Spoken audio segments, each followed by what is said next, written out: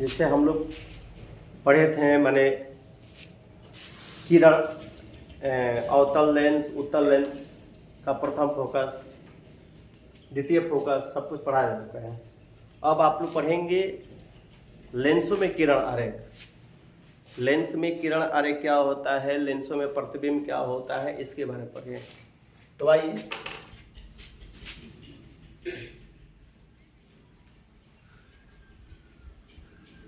उत्तल लेंस में किरण आरेख, ये है उत्तल लेंस में किरण आरेख।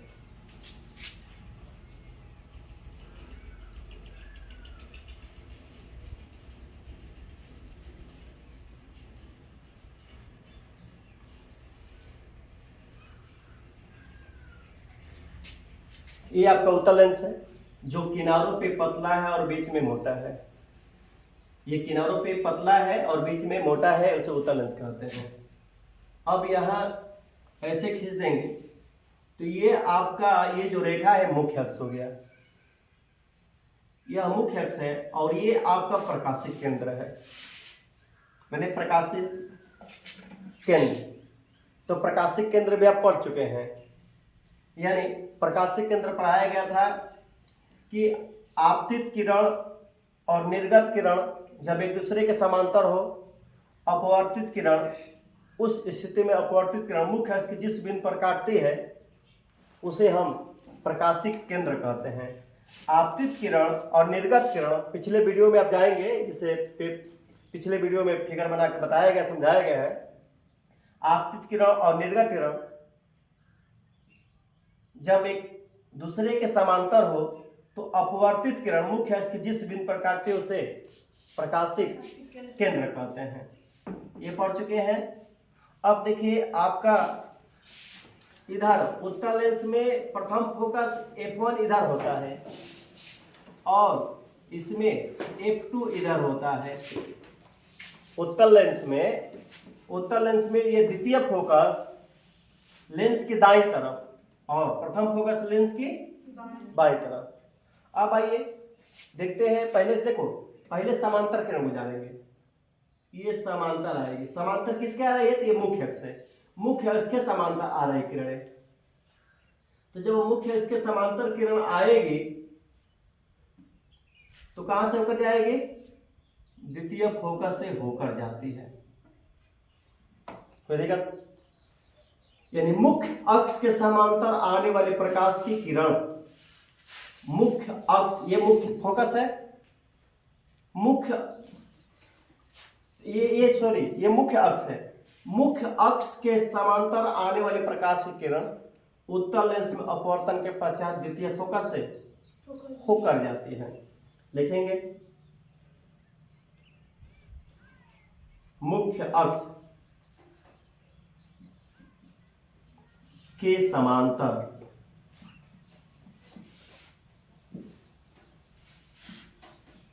आने वाली प्रकाश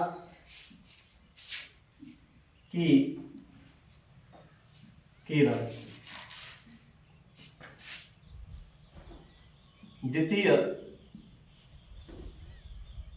फोकस से होकर जाती है। ये ध्यान देना। अगला देखिए दूसरा।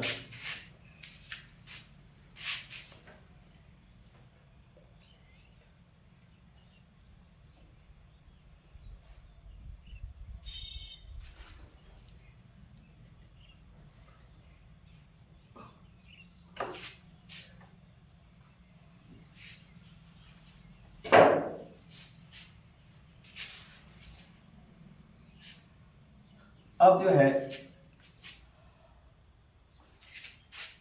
यहां F1 ले लीजिए और यहां F2 ले लीजिए। यदि कोई वस्तु माने कोई किरण फोकस पर रखी जाए तो फोकस से आने वाली किरणें उत्तल लेंस में अपवर्तन के बाद मुख्य अक्ष के समांतर चली जाती है।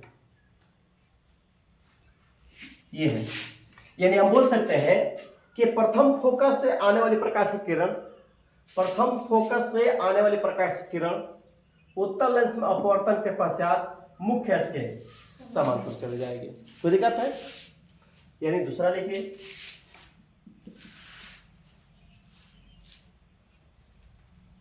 प्रथम फोकस से आने वाली प्रकाश की किरण उत्तल लेंस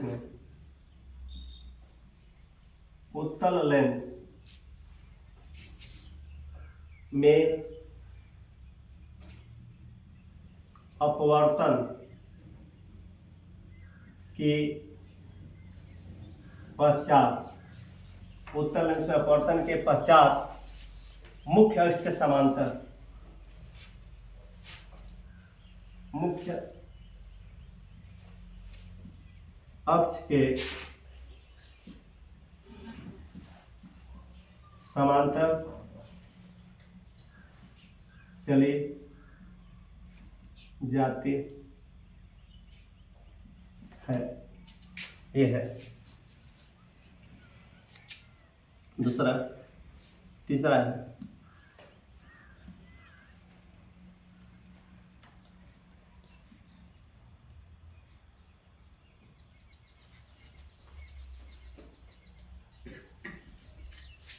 ये प्रकाशीय केंद्र है। ये अगर ऐसे करेंगे, देखिए, तो प्रकाशीय केंद्र की ओर आने वाली प्रकाश किरण सीधे अपने ही मार्ग में चली जाती है। प्रकाशीय केंद्र की ओर आने वाली प्रकाश किरण सीधे अपने ही मार्ग में, बिना विचलित सीधे अपने मार्ग में चली जाती है।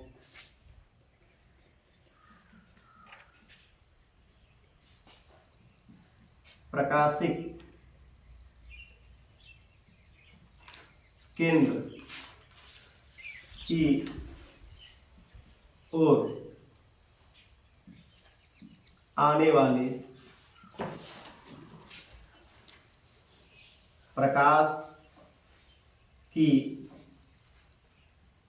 किरण सीधे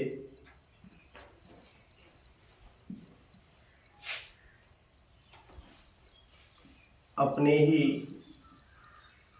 मार्ग में चली जाती है।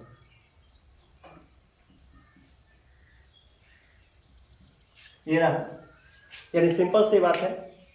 तीन किरण आरेख है। उत्तल लेंस में किरण आरेख तीन ही होता है, यानी मुख्य अक्ष के समांतर आएगी तो फोकस से होकर जाएगी, फोकस से आएगी तो मुख्य से समांतर चले जाएगी, और प्रकाशिक केंद्र को आएगी तो सीधे अपने मार्ग में चले जाएगी। सिंपल तीन से भाषा में याद रखना है। यानी ये बहुत ज्यादा ताम झानी तो बना के लिख सकते हो, बस ये ध्यान देना है। किरण आरेख से पता चला है कि ये समांतर आ रही है तो द्वितीय फोकस से जाएगी, प्रथम फोकस से आ रही है तो समांतर निकल जा रही है, और प्रकाशिक केंद्र की ओर आ रही है तो सीधे निकल जा रही है। समझ पा रहा है? यानी ये तीन किरण आरेख है जो नेसेसरी है। फिर अगला अवतल दर्पण में, अरे अवतल लेंस में निकालेंगे, यानी फिलहाल उतार लीजिए।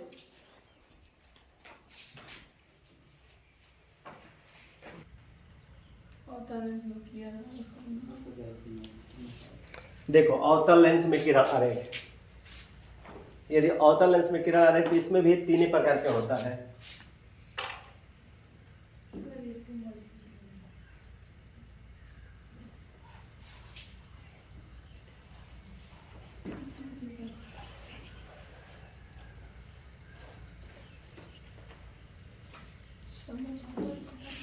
देखो बढ़िया समझो, फिगर मत बनाओ पहले। हाँ बोलिए नहीं। देखिए क्या, देखो ये समांतर आएगी तो द्वितीय फोकस से जाती हुई प्रतीत होती है। यानी इसका द्वितीय फोकस इधर होता है, ठीक है। यानी ये मुख्य अक्ष के समांतर, मुख्य अक्ष है, मुख्य अक्ष के समांतर आने वाली प्रकाश की किरण अवतल अक्ष में अपवर्तन के पश्चात द्वितीय फोकस से जाते हुए प्रतीत होती है। कोई दिक्कत है? यानी आगे देखिए, यानी लिख दे रहे हैं इसको,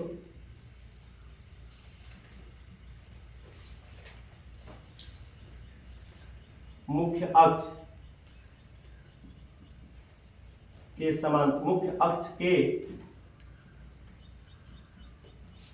समांतर आने वाली प्रकाश की किरण अवतल लेंस है ना, अवतल लेंस में अपवर्तन के पश्चात द्वितीय फोकस से जाती प्रतीत लग रहा है कि यहीं से गए होते, ऐसे आके चले जाते, फैल जाते हैं। अवतल लेंस अपसारी लेंस है जो किरणों को फैलाती है, तो ये किरण आ रही है तो ये सीधे निकल जाए, तो लग रहा है कि फोकस यहीं से जा गई होगी, इसलिए अपवर्तन के पश्चात द्वितीय फोकस से जाते ही द्वितीय फोकस से जाती हुई प्रतीत होती है, ठीक है। दूसरा देखिए,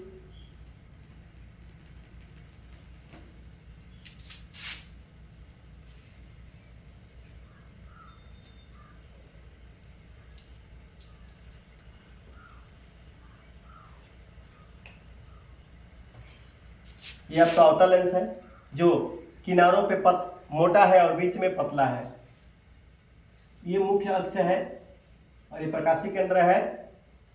और देखो यहाँ पर ये इधर आएगी, ये F1 है,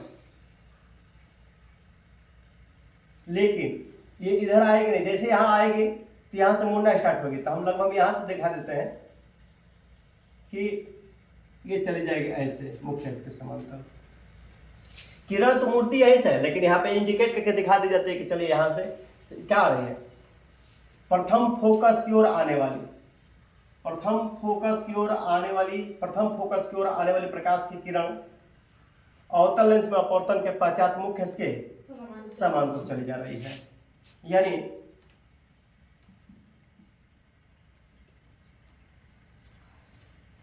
प्रथम फोकस की ओर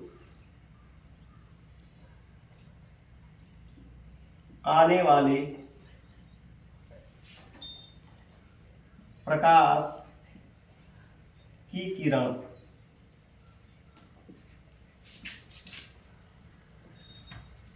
देखो गलती लिखी है, आने वाली प्रकाश की किरण, यहाँ पर भी गलती है, आने वाली प्रकाश की किरण अवतल लेंस में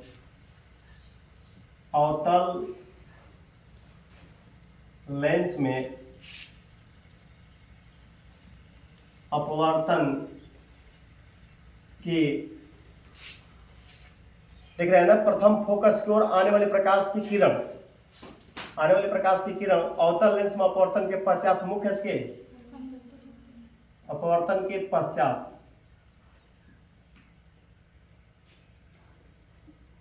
मुख्य अक्ष के समांतर चली जाती है। एक और है,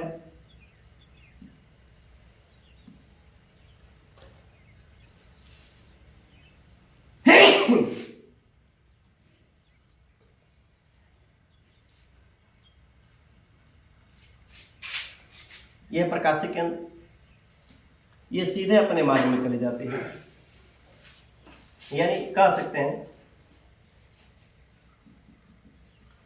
प्रकाशिक केंद्र की ओर आने वाले प्रकाश किरण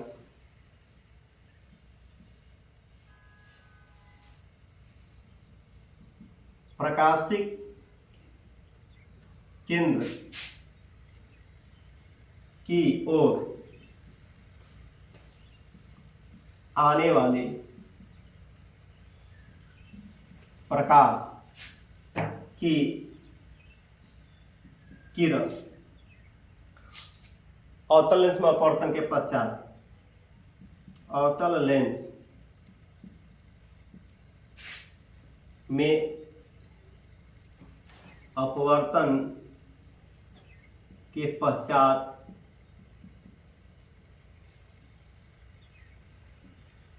सीधे अपने ही मार्ग में चली जाती है, सीधे अपने मार्ग में चली जाती है। ठीक है, यानी यही तीन किरण रेखा है। जैसे उत्तल लेंस में भी तीन किरण रेखा है, इसमें भी तीन किरण है, लेकिन प्रतिबिंबों का बनना इसमें 2 ही पढ़ेंगे, अवतल में उत्तल में 6 पढ़ेंगे। तो आइए फिर हाल में जो पहले चैप्टर में दर्पण में पढ़े हैं, ठीक इसका उल्टा होता है।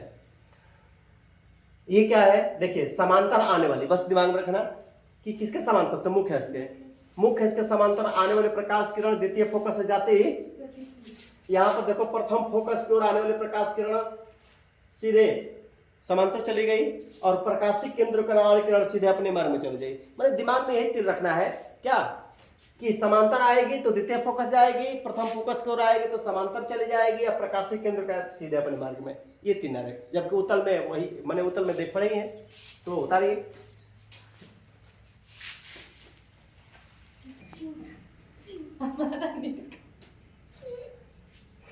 देखो जैसे अब आप पढ़ोगे प्रतिबिंब क्या है। जैसे आप दर्पण में पढ़े थे, तो दर्पण में प्रतिबिंब पढ़े थे, दर्पण में प्रतिबिंब।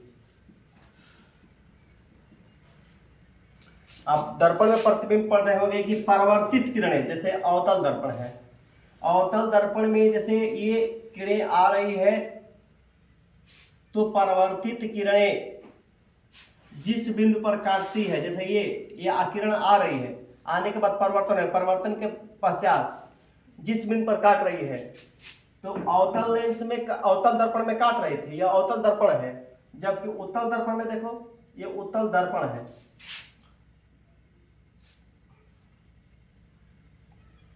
यानी ये इधर फैल जाएगी, ये इधर फैल जाएगी। ये जो है दर्पण के पीछे काटती हुई प्रतीत होती है। जैसे ये किरण आ रही है, तो ये इधर चले जाएगी, इधर चले जाएगी।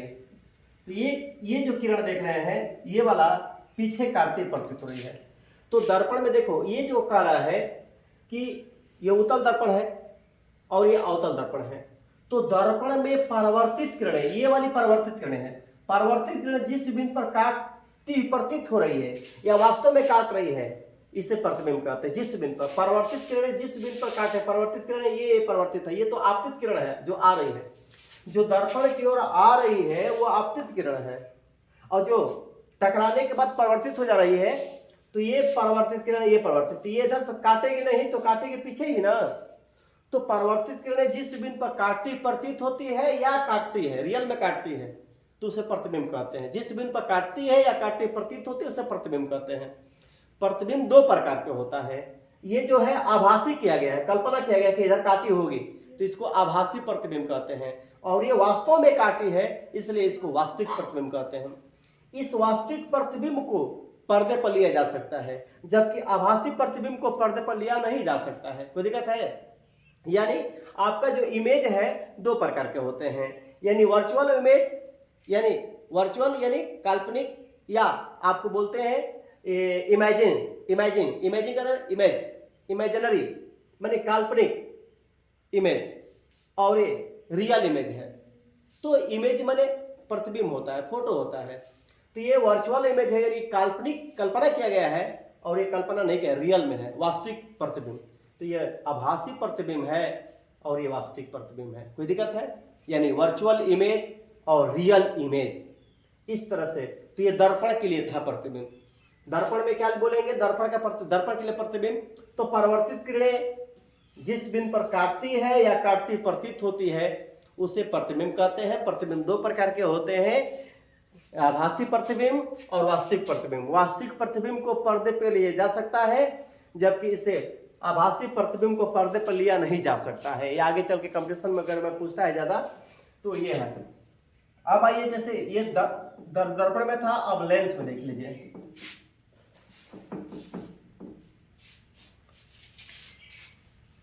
लेंस में प्रतिबिंब क्या होता है, तो देखिए अगर हम उत्तल लेंस लेते हैं और ये मुख्य अक्ष है, कोई वस्तु देखिए यहाँ पर F1 है, ये F2 है। अगर वस्तु हम यहाँ रखते हैं तो एक किरण गुजारते हैं तो द्वितीय फोकस से होकर जाएगी और प्रकाशीय केंद्र गुजारते तो सीधे निकल जाएगी। यानी ये जो प्रतिबिंब काट रही है, देखिए तो ये देखिए ये तो किरणें आपतित है, लेकिन ये वाला जो किरणें है अपवर्तित है। ये किरणें अपवर्तित है। वही अवतल में ले लीजिए, अवतल लेंस में ये अगर वस्तु के यहां रखे तो वस्तु के यहां रखे तो किरण सीधे जाएगी, तो ये द्वितीय फोकस से जाते ही प्रतीत होगी, है कि नहीं है। जैसे आइए यहां पर बनाते हैं स्पष्ट भाषा में। यानी ये आपका अवतल लेंस हुआ। अब अवतल लेंस में हम वस्तु को यहां रख दिए, ठीक है। तो दो किरण गुजार, किसी भी प्रतिबिंब को बनाना है तो दो किरण गुजारना नेसेसरी है। दो किरण जरूर गुजारिए। पहला किरण मुख्य अक्ष के समांतर गुजार दीजिए, तो समांतर गुजारेंगे तो द्वितीय फोकस से यानी यहां से जाती ही प्रतीत होगी, यानी F2 से जाते ही। अगर समांतर गुजारेंगे तो द्वितीय फोकस से जाते ही और एक प्रकाशीय केंद्र से गुजार देंगे तो सीधे अपने ही मार्ग में चली जाएगी। तो देखिए ये गई तो ये इस दिशा में गई, ये चली गई। तो ये देखिए ये परावर्तित अपवर्तित किरणें हैं और ये अपवर्तित किरणें, ये तो अपवर्तित किरणें यहाँ काट रही है, यहाँ है कि नहीं, यहाँ काटती ही प्रतीत हो रही है। तो कहने का मतलब है कि इसमें देखो अब ये अपवर्तित किरणें जिस बिंदु पर काटती हुई प्रतीत होती है या जिस बिंदु पर काटती है उसे प्रतिबिंब कहते हैं।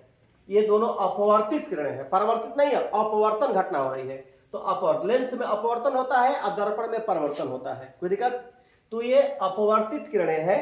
अपवर्तित किरणें जिस बिंदु पर काटती है या काटती प्रतीत होती है उसे हम प्रतिबिंब कहते हैं, कोई दिक्कत है। यानी ये लेंस के लिए होता है।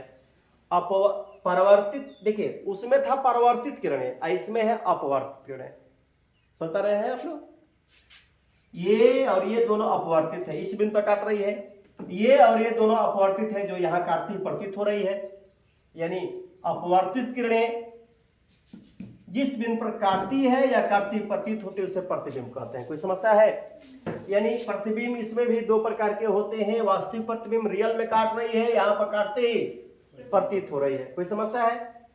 तो हम इसमें पढ़ेंगे प्रतिबिंब के बारे में कि प्रतिबिंब क्या है। तो प्रतिबिंब का इसमें भी वही होगा, आभासी प्रतिबिंब, वास्तविक प्रतिबिंब। उत्तल लेंस द्वारा जितना प्रतिबिंब बनता है वास्तविक प्रतिबिंब बनता है, लेकिन उत्तल में आभासी एक बार बनता है। अवतल में हमेशा आभासी बनेगा, जो आगे पढ़ाया जाएगा, इसके बारे में डिटेल बताया जाएगा।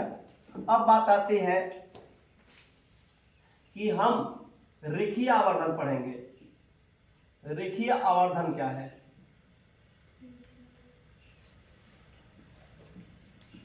रेखीय आवर्धन इसे एम से दर्शाते हैं। जैसे लेंस है, जैसे उत्तल लेंस ही ले लीजिए। ये उत्तल लेंस में एक हम वस्तु को यहां रख रहे हैं, F1 पर रख रहे हैं। F1 के बाद आइए F2 है। F1 जितना दूरी F1 है उतना दूरी F2 लेते हैं, लगभग में F2 सॉरी 2F1 और इधर F2 है, आगे चलेंगे तो 2F2 हो जाएगा। कोई दिक्कत है? चलो हम यहाँ वस्तु रख रहे हैं। जब यहाँ वस्तु रखेंगे तो समांतर गुजारेंगे तो द्वितीय फोकस से होकर जाएगी। यदि प्रकाशीय केंद्र गुजार सीधे अपने मान चली जाएगी। तो कहने का मतलब कि इधर बना रही है किरण, सपोज है उधर बनाएगी। यदि प्रतिबिंब देखिए, यदि वस्तु को ये वस्तु रखा गया है, यदि वस्तु को 2f1 f1 के बीच में रखी जाती है तो प्रतिबिंब f2 f2 के बाद बनता है। ये वास्तव में जाके काटेगी, वहां पर जाके काट रही होगी उधर। तो कहने का मतलब है कि इस कंडीशन में हमें रेखीय आवर्धन चाहिए। तो देखिए ये जो वस्तु है यानी ऑब्जेक्ट बोलते हैं, चलो हल्का सा और पीछे करते हैं, चाहे इधर कटवा लेते हैं। चलिए यहाँ पर 2f1 है,